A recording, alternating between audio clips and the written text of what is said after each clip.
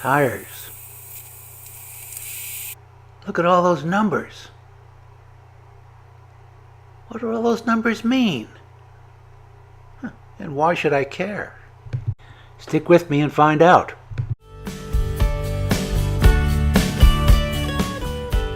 Welcome to Good Times RVN.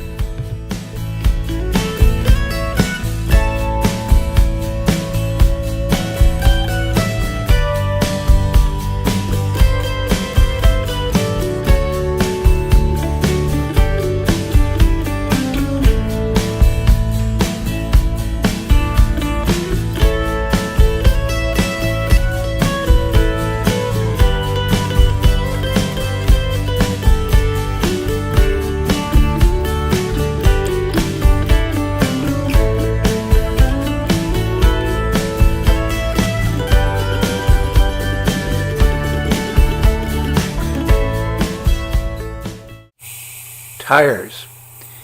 Lots of different kinds of tires. Passenger car, light truck, special trailer, and temporary, donuts in your trunk. Today we're going to talk about RV tires for Class A's or Class C's. For example, a diagram here that shows a 245 millimeter by 70 by R 19.5. Note the R indicates radial. In our example, we're using a 245 millimeter wide tire, 175.5 millimeter tall sidewall, that's 70% of 245, and a rim diameter of 19.5 inches. And that's what it looked like on the side of the tire. The actual dimensions here, 171.5, which is 70%, indicated by the 70, of 245 millimeters, and a 19.5 inch rim. One of the very important things to note is the date code. If you're buying new tires, you don't want that to be any older than 6 months, because typically, especially if you store an RV for any length of time, storage, especially on concrete, really is detrimental to tires.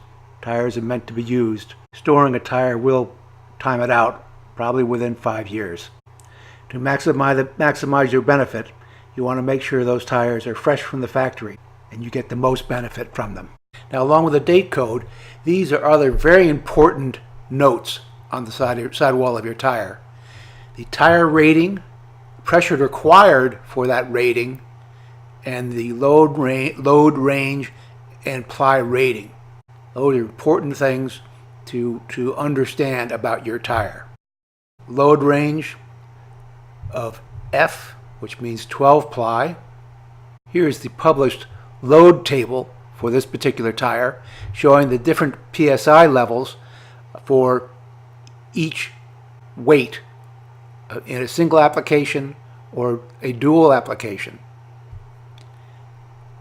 The single application here, 80 PSI at 3,640 pounds for that tire. For in a dual application, it's not twice, it's actually somewhat less at 80 PSI, 6,830. The dual wheels will not be able to shed heat as efficiently as a single wheel application. And you'll note at 85 PSI, the weights go up, 90 PSI, and then up to the full 95 PSI will carry a single wheel will carry 4,080, a dual wheel 7,720 for that wheel position. Well, you might just say, heck, I'll put 95 PSI in there and not worry about it. First, please don't assume you have the correct tire, especially if I bought my rig used and they weren't the original tires provided with that rig. So check the tires that are on your rig and make sure those are the ones specified by your manufacturer. Then, of course, you'll want to make sure that their tires are properly inflated for their corner weight. And I'd like to mention here that tire pressures should be the same across a single axle. For instance, if a corner weight in the front is 3740 and the other is 3640, you'd want to have each tire should be inflated to 85 psi. Here's an example of what happens with the tire patch with underinflation, overinflation, and of course what you were striving for is proper inflation. An underinflated tire will wear the outsides of the tread pattern in addition to running very hot. Overinflated will burn down the inside or the middle of the tire and then proper inflated will get the most mileage from that tire. Okay, so how do I determine the weight and the proper PSI? What is the correct PSI for my application?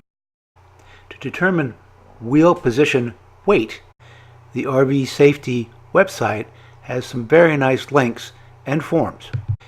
You will need to weigh each corner, and this website explains exactly how you do that. And they have forms used to calculate what the weight is at each of your corners. You can go to a truck stop and get your corner weights done, or attend one of their seminars, and they'll weigh your corners for you and probably fill out the form to determine exactly what the weights are. Hope this has all been helpful. I've included the links to the Michelin guides and the RV Safety website for your information in the show notes. Please let me know if you like this video, what other topics you might be interested in, and of course, subscribe. Thank you.